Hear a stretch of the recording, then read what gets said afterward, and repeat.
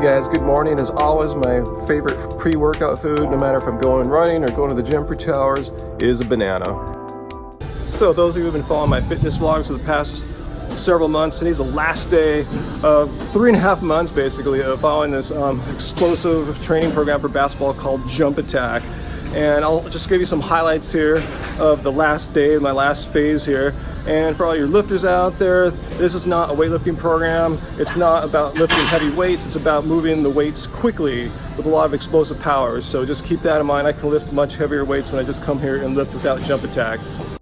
I always begin my gym trips with a warm-up. Doesn't matter if I'm lifting weights or playing basketball. I always like to get out on the courts and gradually get warm and loosened up and get my body ready for the more intense activity that will soon follow.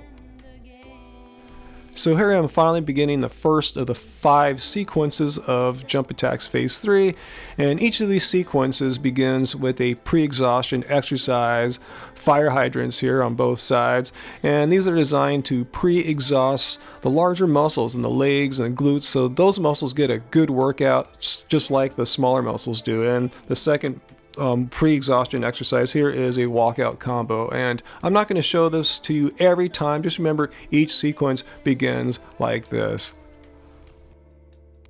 So in this final week of Jump Attack, sequence 11 really kicks off now with deadlifts. I'm trying to do the max amount of reps I can pull off in 15 seconds.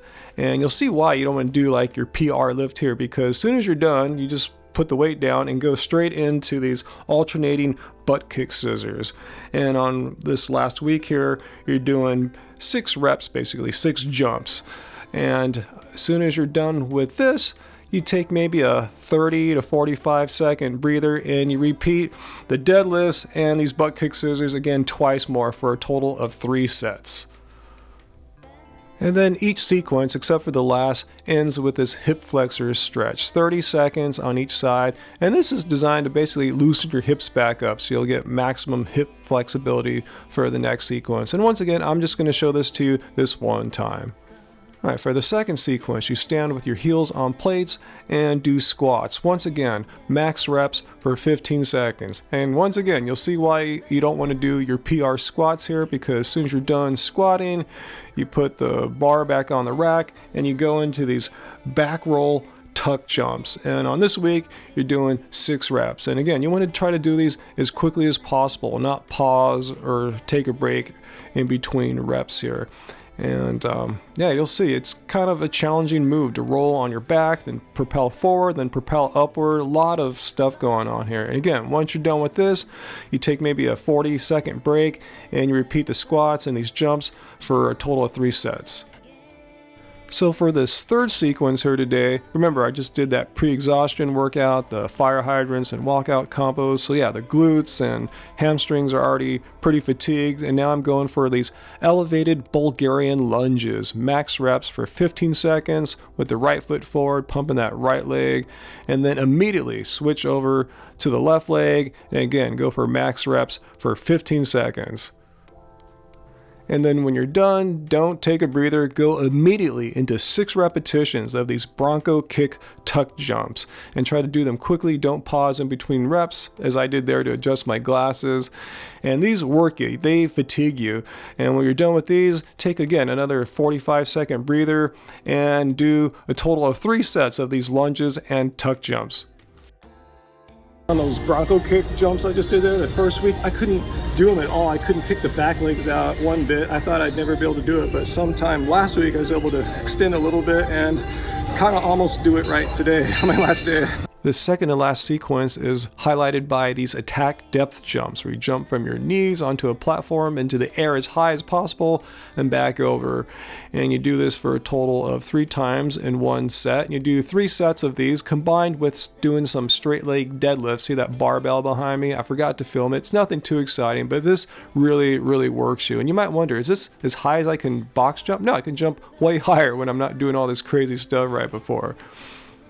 So jump attack is almost over, so much so that there's no more jumping. I could put my lifting shoes back on, my all vegan as nature intended shoes, which I love, totally flat bottom. You could really feel what's going on here in these weighted calf raises. And like the other lifts I've been doing this week, I'm going for max reps for 15 seconds and doing 3 sets. And as you can see from this behind view, if you look closely at my calves, they are getting a nice workout indeed.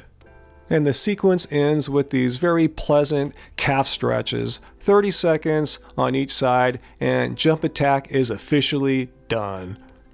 Now that I'm done and knowing that I won't make it back to the gym this week for a pure upper body day, I want to do a little bit of shoulder work. So I'm doing some overhead presses while I'm still at the squat rack, and then doing a set of chin-ups, which I find to be like a pretty good full body workout. It gets not only your shoulders, gets your biceps, your core, just a good, quick activity if you don't have a lot of time. And if I had more time, I would have done several sets of these.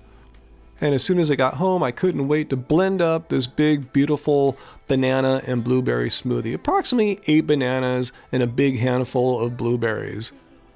So now I'm really looking forward to getting back out there and playing more basketball and seeing what kind of athletic gains I've made from putting myself through jump attack for the past 3.5 months. And I already have some ideas what's happened because around the holidays, I took about 2.5 weeks off between phase 2 and phase 3 of jump attack. And my basketball game was better than I can remember in ages. So share your questions and comments down below. Do you think it was completely nutty of me, a 51-year-old man, to put myself through something as just painful and challenging as jump attack was for me? Let me know your thoughts. Would you want to do jump attack, and how old are you? And share with me your workout and training ideas down below too. So anyway, that's all for this time. Remember guys, I'm fully vegan. I did this at age 51, so it definitely doesn't suck being vegan. Changing your mind again. You've got me spinning circles, spinning round and round, spinning till I'm dizzy, falling to the ground. You've got me spinning circles round